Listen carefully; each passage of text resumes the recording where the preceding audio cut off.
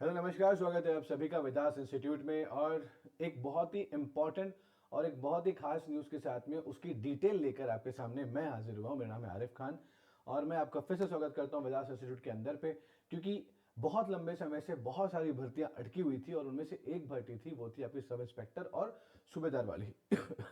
तो उसी लिस्ट के अंदर पे उसी की बात के अंदर पे उस इंतजार के साथ आपका एक इंतजार खत्म होता है कि आपके लिए पीएससी द्वारा एक नोटिफिकेशन जारी कर दिया गया है छत्तीसगढ़ लोक सेवा आयोग के द्वारा, जिसके बारे में जो डिटेल जानकारी होगी कि क्या कौन सा एग्जाम है, कितनी पोस्ट होने वाली है, सिलेबस क्या होने वाला है, एज क्या होने वाली है और उसकी जो प्रक्रिया होती है, उसके एग्जाम की जो प्रक्रिया होती है, सिलेक्शन कैसे होगा, फिजिकल रिक्वायरमेंट क्या क्या होंगी, ये सारी चीज़ों को डिटेल में लेकर हम हाजिर हैं और आपके साथ, और किस तरीके की आपकी स्ट्रेटेजी होनी चाहिए इस एग्जाम के लिए, ये सारी चीज़ों को लेकर हम यहाँ पर आपके साथ डिस्कशन करने वाले हैं। तो बिना किसी टाइम को गवाए हुए, बिना कोई यहाँ वहाँ की बातें करे हुए, ये सारी चीज़ें बता दी जाएगी।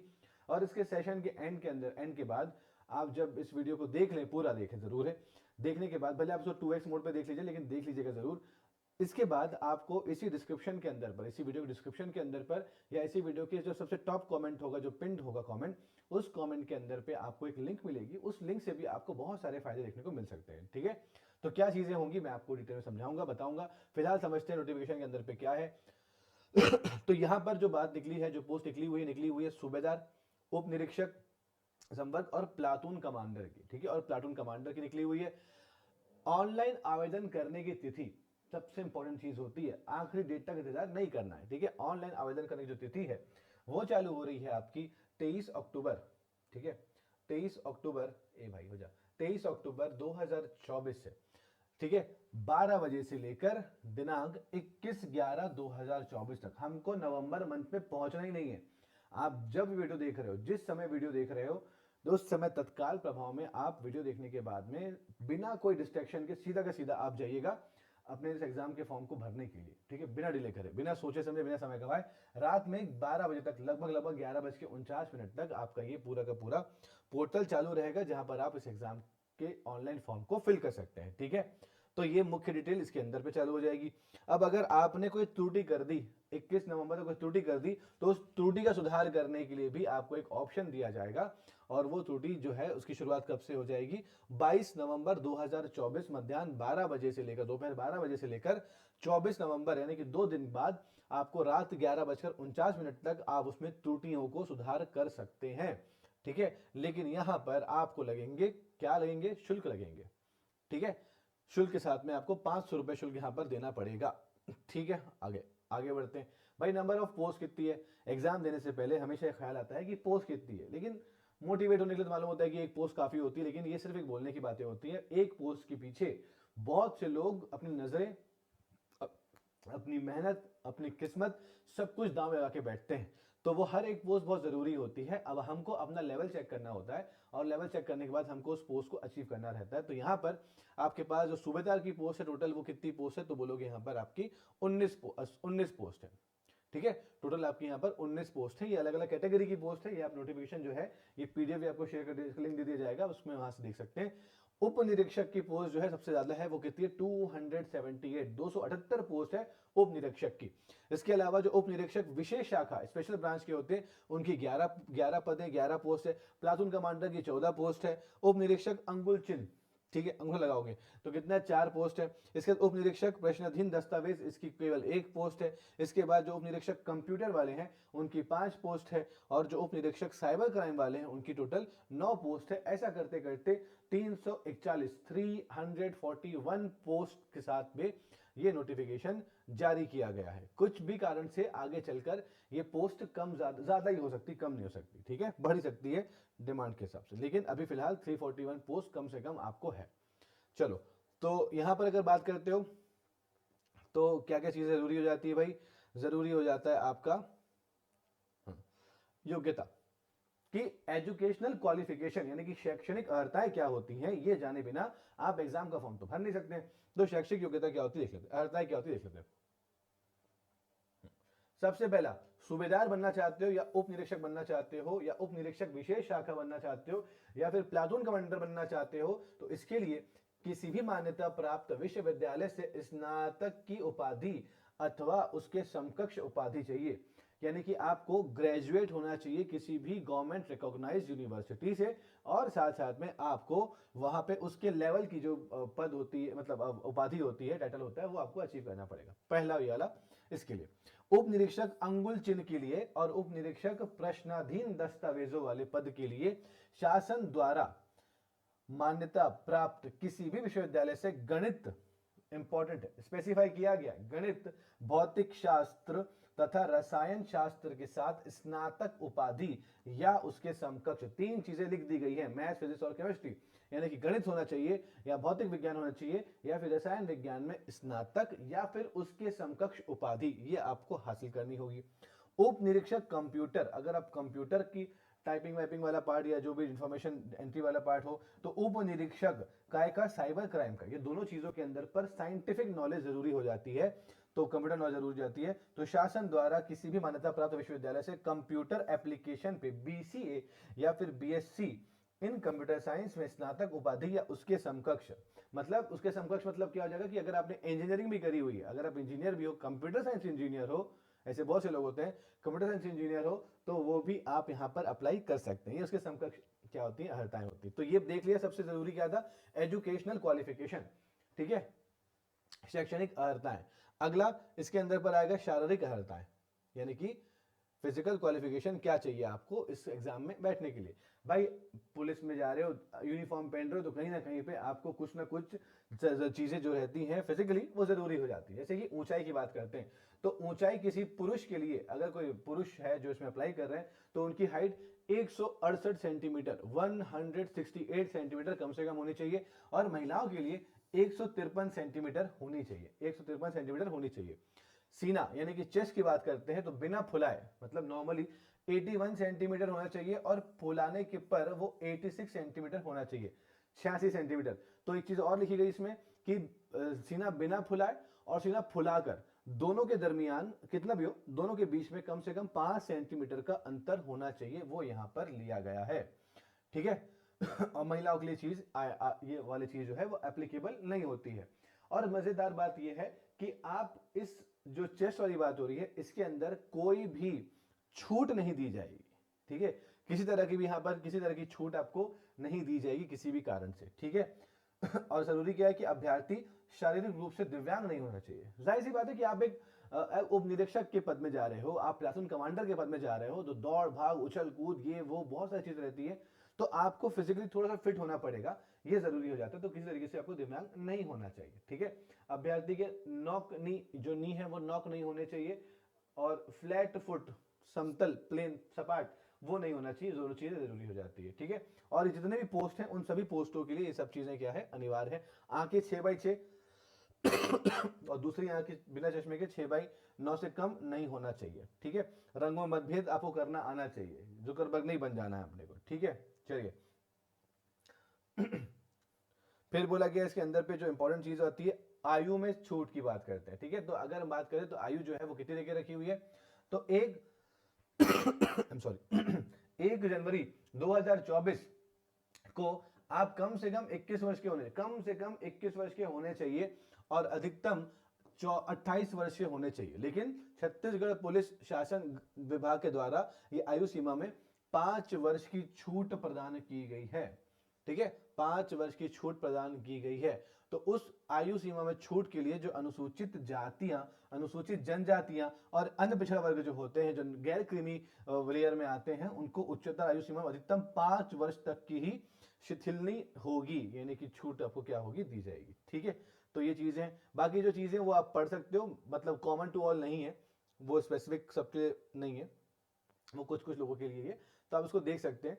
और मुख्य चीज जो होती है कि जाति प्रमाण पत्र आपको मिलेगा, मूल निवासी पत्र आपको चाहिए, तो बेसिक बातें पता होनी चाहिए।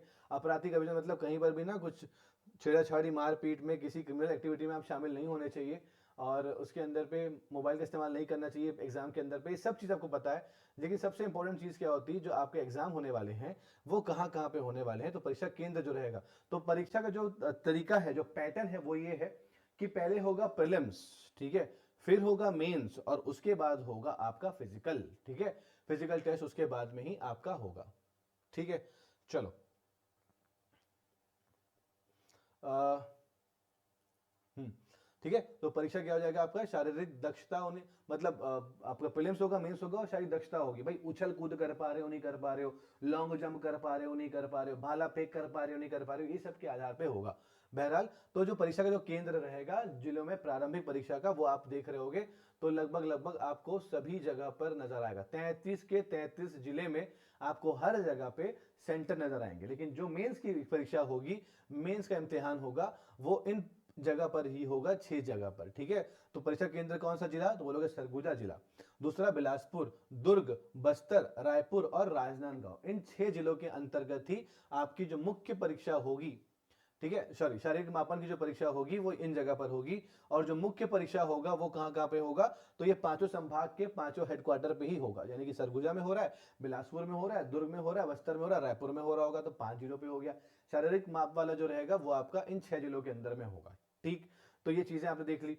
आवेदन जो शुल्क लिया जाएगा वो आपसे फ्री ऑफ कॉस्ट है भाई, कुछ नहीं लिया जाएगा, लेकिन सुधार करने के लिए आपको शुल्क देना होगा। इसीलिए पहली बार जब एग्जाम का फॉर्म भरोगे ना, हड़बड़ी मत करना, अपनी ही इंफॉर्मेशन तो डालनी है भाई, अपना ही एग्जाम, अपना ही सब कुछ डालना है, तो क्यों गलती करना। बहुत आराम से आधे घंटे, 1 घंटे, 2 घंटे लेके फॉर्म को भरो, लेकिन उसमें गलती बिल्कुल मत करो। गलती लगने पर पैसे लगेंगे, लेकिन गलती नहीं करोगे तो मुफ्त में हो जाएगा। तो क्यों सरदर्दी पालना, समय बहुत है, तो आप समय के हिसाब से ध्यान से समय लेकर क्वेश्चन, मतलब पूरे के पूरे फॉर्म को भरिएगा। अब ये आई आपकी सबसे इंपॉर्टेंट चीज, ठीक है। उसकी जो चयन प्रक्रिया होती है वो किस तरीके से होगी, चयन प्रक्रिया, ये बड़ा इंपॉर्टेंट पार्ट आपके सामने हाजिर है। शारीरिक माप का मान जो रहेगा वो दे दिया गया भाई, आपकी हाइट, आपकी छाती जो होनी चाहिए वो किस तरीके से होने वाली है। तो शारीरिक माप का मान में क्या बोलते हैं, इसके बाद होगा दस्तावेजों के साथ में शारीरिक माप का मान के साथ की जाएगी। अब यार ठीक है, दस्तावेजों की जांच शारीरिक माप का मान के साथ की जाएगी, ये बात ठीक है। अब यहां पर होगा पहला प्रारंभिक परीक्षा, ठीक है। क्या होगी, पहली प्रारंभिक परीक्षा होगी, यानी कि इसको बोलते हैं प्रीलिम्स, जैसे कि पीएससी वगैरह में आपने सुना होगा, अक्सर कॉमन सी चीज है। तो यहां पर क्या होगा, ये पेपर कैसा होगा, तो क्या बोलोगे, कंप्यूटराइज्ड ओएमआर आधारित वैकल्पिक प्रकार की प्रारंभिक लिखित परीक्षा होगी, जो 300 अंकों की होगी। समय दिया जाएगा 2 घंटे का। भैया 300 अंक, 150 का क्वेश्चन होगा, 300 आपके अंक हो जाएंगे। 2 घंटे में आपको ये पूरा का पूरा प्रश्न जो रहेगा वो सॉल्व करना होगा। कितने लोगों का चयन, मान लीजिए 1 लाख लोग एग्जाम, आपके कितने पोस्ट निकल कर आए सर, मेरे बोलना एग्जाम के लिए, इसके लिए 341 पोस्ट निकल कर आई है, ठीक है। तो कितने लोग प्रीलिम्स में, मान लीजिएगा कि अगर 1 से 2 लाख लोग भी एग्जाम देते हैं, मैं रफ फिगर मान रहा हूं, अगर 2 लाख लोग भी एग्जाम दे रहे होते हैं, होंगे, ठीक है, गुस्सा हो रहे भाई, 2 लाख लोग एग्जाम दे रहे होंगे इतने पदों के लिए, तो प्रीलिम्स परीक्षा पास केवल जितने पद हैं उसका 20 गुना ही लोग क्या करेंगे, प्रीलिम्स का एग्जाम पास कर पाएंगे। यानी कि 6820 लोग ही, 1 लाख एग्जाम दे, 2 लाख एग्जाम दे, पूरे छत्तीसगढ़ के लोग एग्जाम दे दें, लेकिन मात्र 6820 लोग ही प्रीलिम्स की परीक्षा पार कर पाएंगे, प्रीलिम्स की परीक्षा पार कर पाएंगे। और ये लोग जाएंगे लेवल नंबर 2 पे, यानी कि लेवल नंबर 2 क्या हो जाएगा आपका, आपका हो जाएगा मुख्य परीक्षा। क्या होगा, उसको बोलेंगे मेंस का एग्जाम, मेंस की परीक्षा, ठीक है। तो दूसरे हिस्से जाएंगे, क्या होगा यहां पर, ये ओएमआर आधारित, ओएमआर में टिक करना, वैकल्पिक मुख्य लिखित परीक्षा, ठीक है। मुख्य लिखित परीक्षा यानी कि प्रथम चरण की लिखित परीक्षा होगी। हिंदी और अंग्रेजी भाषा में दक्षता, बहुत इंपॉर्टेंट है कि आप एक पब्लिक कवर करोगे ना, आप जब भी इस पोस्ट पे, वर्दी पहना हुआ इंसान जनता के लिए काम करता है, ठीक है, और देश में या अपने क्षेत्र में कानून व्यवस्था को क्या करने के लिए, बेहतर करने के लिए और उसको कायम रखने के लिए काम करता है। यानी कि आपको रोज किससे डील करना पड़ेगा, पब्लिक से करना पड़ेगा, तो आपको भाषाओं ज्ञान अच्छा होना चाहिए। तो भाषा मतलब हिंदी और इंग्लिश, ठीक है। तो सामान्य, सॉरी यहां लिखा हिंदी अतः अंग्रेजी भाषा में दक्षता। तो ये जो परीक्षा होगी बेटा, ये भी 200 अंकों की होगी, अवधि जो रहेगी 2 घंटे की रहेगी, और ये सभी अभ्यर्थियों के लिए क्या होगी, अनिवार्य होगी। मतलब क्यों लिखा सभी के लिए, मतलब कुछ ऐसे पद जैसे कंप्यूटर का पद है, उप निरीक्षक कंप्यूटर, उप निरीक्षक साइबर क्राइम, तो ये जो पद होते हैं ना, इन पदों में आपको विशेष नॉलेज होना चाहिए, उस विशेष चीजों का, यानी कंप्यूटर का नॉलेज आपको होना चाहिए या साइंस के विषय में नॉलेज आपको होना चाहिए, तो बता दिया जाएगा। तो सभी अभ्यर्थियों के लिए अनिवार्य होगा। हिंदी के लिए 125 अंक निर्धारित किए गए हैं और अंग्रेजी के लिए 75 अंक होंगे, यानी कुल मिलाकर 200 अंकों का एक पेपर होगा, 2 घंटे की अवधि होगी। सामान्य ज्ञान और सामान्य अध्ययन ठीक है, सामान्य ज्ञान और क्या होगा, सामान्य अध्ययन होगा, ये भी 200 अंकों का होगा तथा इसकी अवधि जो रहेगी वो कितने की रहेगी, तो बोला 3 घंटे की रहेगी। ये परीक्षा भी सभी अभ्यर्थियों के लिए अनिवार्य होगी। तो क और ख ये दोनों सभी अभ्यर्थियों के लिए होगी। एप्टीट्यूड टेस्ट, यह परीक्षा 200 अंकों की होगी तथा इसकी अवधि 2 घंटे की होगी और यह परीक्षा भी सभी अभ्यर्थियों के लिए अनिवार्य है। तो क ख ग ये तीनों परीक्षाएं यानी कि अंग्रेजी और हिंदी पहला, दूसरा सामान्य ज्ञान सामान्य अध्ययन और तीसरा एप्टीट्यूड टेस्ट मैथ्स तो पूछेगा उसमें। फिर घ विज्ञान गणित भौतिकी और रसायन परीक्षा, ये परीक्षा 200 अंकों की होगी, इसकी अवधि 2 घंटे की होगी और यह परीक्षा केवल याद रखना केवल ऐसे अभ्यर्थियों के लिए अनिवार्य होगी जिन अभ्यर्थियों ने उप निरीक्षक अंगुल चिन्ह और प्रश्नाधीन दस्तावेज के पदों पर भर्ती के लिए आवेदन किया है। क्योंकि आपने क्वालिफिकेशन देखी थी, उसमें यह लिखा हुआ था कि जो लोगों ने साइंस, ठीक है, मतलब या तो मैथ्स की बात कर रहा था, रासायनिक विज्ञान की बात किया था, भौतिक विज्ञान की बात किया था, इन तीनों की बात किया था, तो वो किसके लिए था? वो अंगुल चिन्ह और वो आपका प्रश्नाधीन दस्तावेज वाले, इनके लिए काम किया जाएगा। ठीक है, तो ये हो गया मतलब स्पेसिफिक एक पर्टिकुलर पोस्ट के लिए। फिर आ गया कंप्यूटर विज्ञान की परीक्षा। यह परीक्षा 200 अंकों की होगी, 2 घंटे के लिए होगी और ये केवल ऐसे अभ्यर्थियों की होगी जो कि उप निरीक्षक कंप्यूटर तथा उप निरीक्षक साइबर क्राइम की पदों की भर्ती के लिए आवेदन दिए हुए हैं। अगला पृथक चयन सूची। अब जो चयन सूची आएगी आपकी अलग अलग सारे अलग अलग पदों के लिए, ये इनकी जो सूची आएगी उसके बारे में यहां पर लिखा गया है। जितने भी पद होंगे उसके 5 गुना अभ्यर्थियों को बुलाया जाएगा। यानी कि अगर अंगुल चिन्ह के लिए अगर मान लो 10 पद हैं, तो उसके लिए 50 लोगों को बुलाया जाएगा कि अंगुल चिन्ह वाले 50 लोग आएंगे और वो अगले लेवल पे जाएंगे जहां पर जो होगा वो शारीरिक दक्षता परीक्षा होगी, जो होगा आपका लेवल नंबर 2 शारीरिक दक्षता परीक्षा। ठीक है, अब इसमें क्या हो जाएगा, ये परीक्षा जो रहेगी वो कुल 300 अंकों की रहेगी। उस 300 अंक में आपको पेन पेपर लेके नहीं बैठना है, आपको अपनी बॉडी का वहां पर क्या दिखाना है? जलवा दिखाना है कि आप उछल कूद कर पा रहे हो, दौड़ भाग कर पा रहे हो। तो लंबी कूद के लिए आपको 60 नंबर दिए जाएंगे, ऊंची कूद के लिए हाई जंप के लिए आपको 60 अंक है, गोला फेंक के लिए आपको 60 अंक है, 100 मीटर दौड़ के लिए भी आपको 60 अंक है और 1500 मीटर दौड़ के लिए भी आपके 60 अंक यहां पर निर्धारित किए गए हैं। ठीक है, अब जो लोगों का काम फील्ड में नहीं होगा, ठीक है, जो लोग वर्दी पहनकर ऑफिस में बैठ के पेन पेपर लेकर नोट करेंगे, कंप्यूटर में काम करेंगे, उनके लिए ये जो मापदंड है, ये जो चीज है, ये सिर्फ क्वालिफाइंग नेचर का होगा। दौड़ लिया भाई, ठीक है, जब जरूरत होगी तो दौड़ पाएगा ना, इतना दौड़ पाएगा, तो उसके इसके अंक से कोई फर्क नहीं पड़ेगा।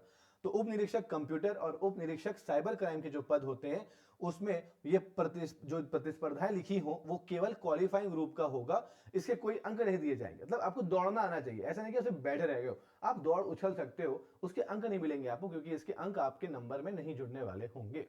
ठीक है, अब जरूरी चीज क्या होती है कि परीक्षा में कम से कम, इस परीक्षा में कम से कम 30% अंक जो है वो अर्जित किए हो, अर्थात दक्षता में 30% से कम अंक प्राप्त करने वाले अभ्यर्थियों को इससे अनुत्तीर्ण घोषित मतलब डिस्क्वालीफाई कर देंगे। तो दिमाग भी चलना चाहिए, बॉडी भी चलना चाहिए, तभी एक सही पुलिस वाला और उपनिरीक्षक आप बन सकते हो, इसलिए ये एग्जाम बहुत जरूरी है।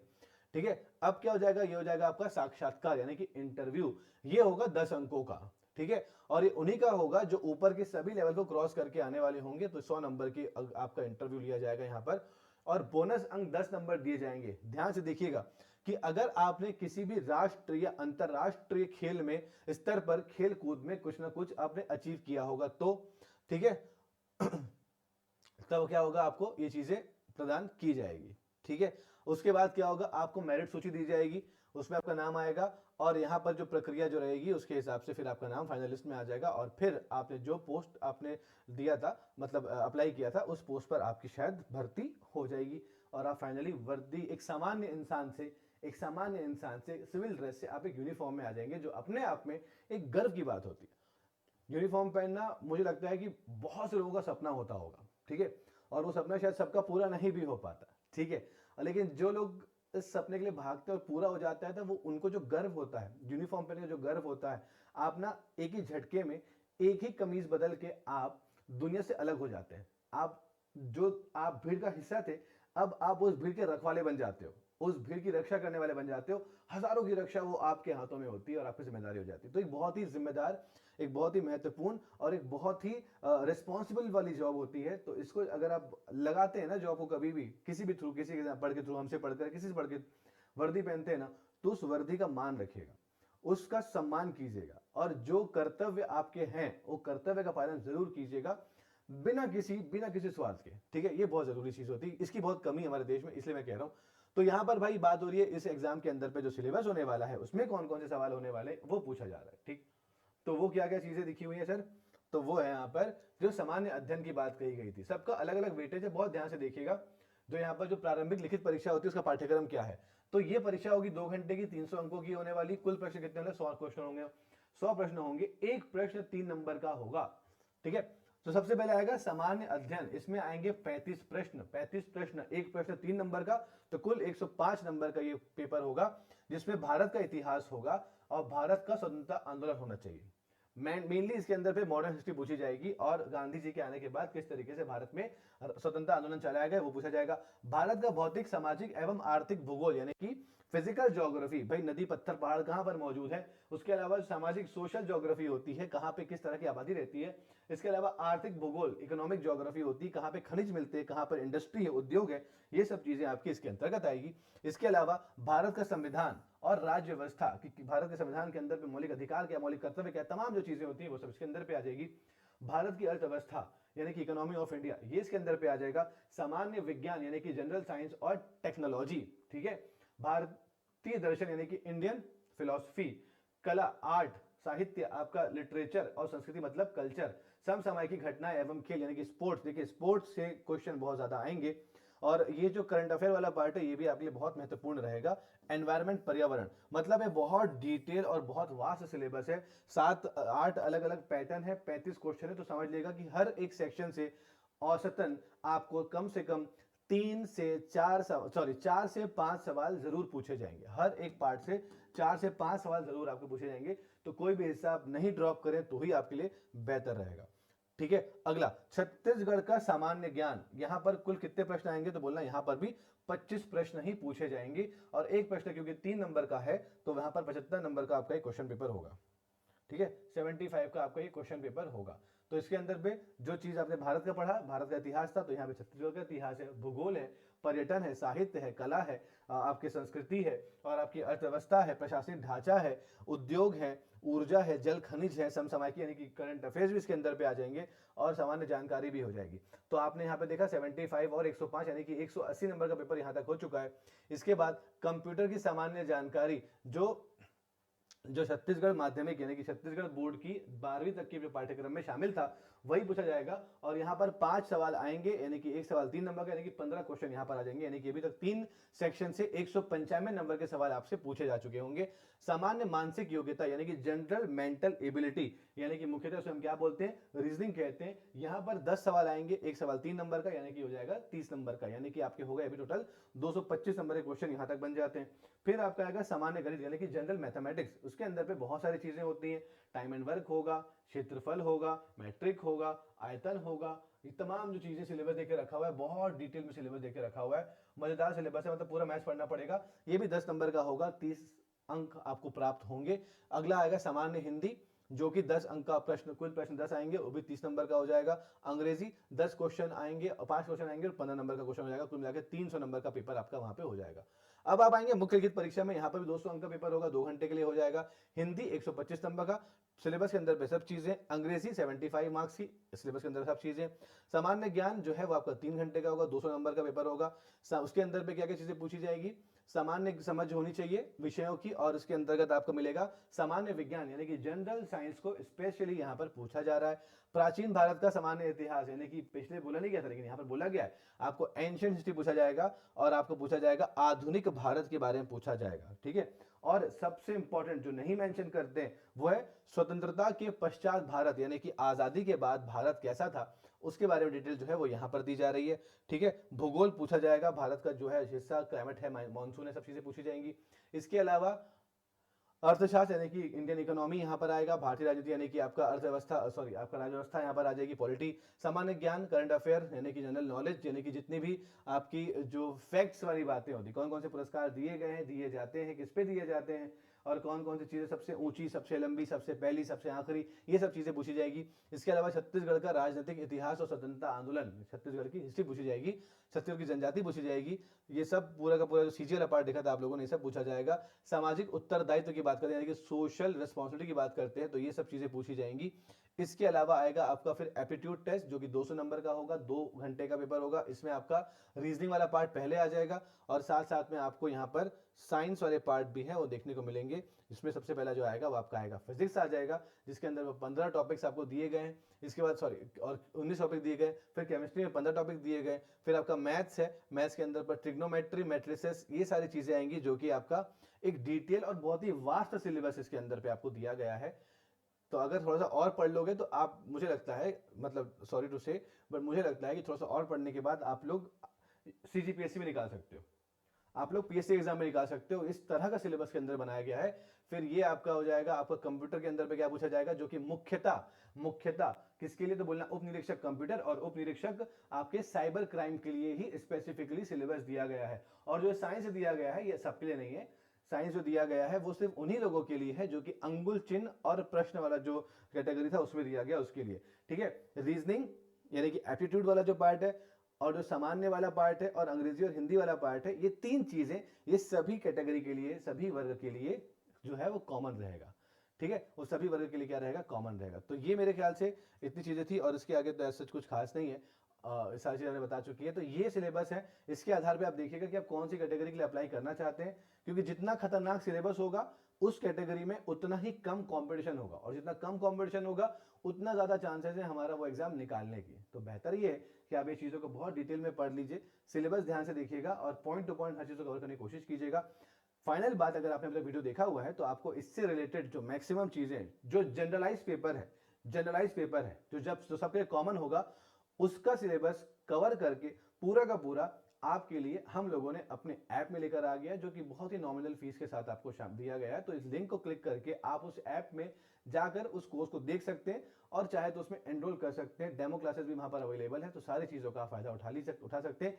प्लस इसके साथ साथ जो भी मेन चीजें होंगी आपके लिए, या एमसीक्यू होगा, जो भी होगा, वो लोग हम अपने YouTube चैनल, वो सब चीजें हम अपने YouTube चैनल के अंदर पर, यानी कि यहीं पर आपके लिए हम लेकर आएंगे और उसको इन डिटेल हम यहाँ पर एमसीक्यू विद डिटेल डिस्क्रिप्शन के साथ में यहाँ पर बताएंगे। और जो टॉपिक इसके अलावा जो बहुत रेयर टॉपिक हैं जो आपको हर जगह नहीं मिलते हैं, वो ऐप के साथ साथ यूट्यूब में आप सबके लेकर आ जाएगा। तो फिलहाल उम्मीद करता हूँ कि आपके लिए ये जो सेशन होगा ये हेल्पफुल रहा होगा।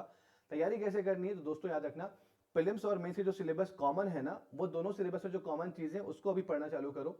जो सिर्फ मेंस में आने वाला है उसको अभी होल्ड कर दो।